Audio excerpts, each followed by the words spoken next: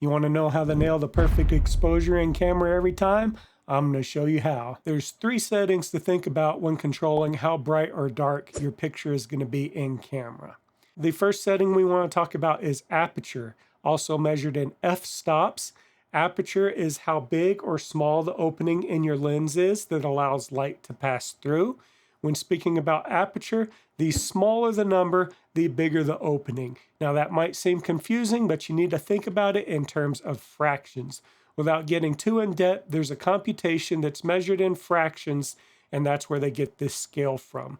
So in fractions, 1/4 is bigger than 1/16, and that's how you need to think of it to remember that the larger the number, the smaller the opening, the smaller the number, the larger the opening. The next setting we need to think of is shutter. The shutter opens for a specific amount of time to allow the light coming through the lens to fall on the sensor of the camera. The sensor of the camera acts as film did in the old days to capture the light and record the image. The next setting is ISO. This is your sensor's sensitivity to light. So once the shutter opens and allows the light to come through and hit the sensor, ISO tells the sensor how sensitive it needs to be to the light coming through. Now, each of these settings affects your photograph in a different way besides just increasing the brightness. ISO, the more you increase it, the brighter your photo is going to be, but you also introduce noise, which is a graininess to your photo. To an extent, you can fix it, but if it gets too high, it'll ruin your photograph.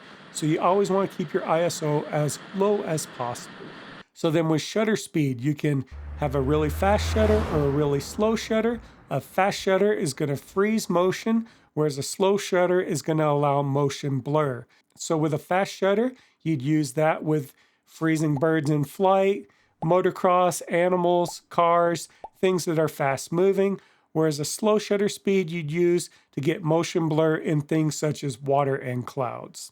With aperture, the larger the opening, the more light you let in, but you're also going to decrease your depth of field.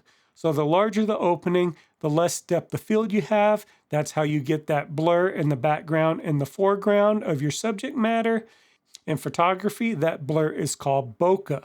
With a closed down aperture, a real small hole, you're going to get an increased depth of field, which is going to give you sharpness front to back. So you'd use a large aperture, shallow depth of field in like portrait photography or macro. You'd use a small aperture, increased depth of field in things like a landscape. You have 2 tools in your camera to help you measure the exposure of your image. The first is the exposure meter in the bottom of your display. When you half press your shutter button, it'll begin evaluating the scene and deciding where your exposure should be. As you change your settings, an indicator will come up, moving to the left if you're underexposed or to the right if you're overexposed. You have numbers 1, 2, 3, -1, 2, 3 that indicate how many stops of light you are over or underexposing your image. The second tool is the histogram. This is my preferred way. You can get to that on most cameras by hitting the info button, and it'll put an overlay over the image showing you exactly where your pictures are falling on a graph. Once again, all the way to the left is dark, all the way to the right is bright. This allows you to better expose for either highlights or shadows. So as you make your settings and that graph moves to the right, if your pixels start pushing up against the side, then you are overexposing, you're losing data, and you can't get it back. But if you just bump right up to the edge of that meter, then you are exposing for the highlights, and the opposite is true for the shadows.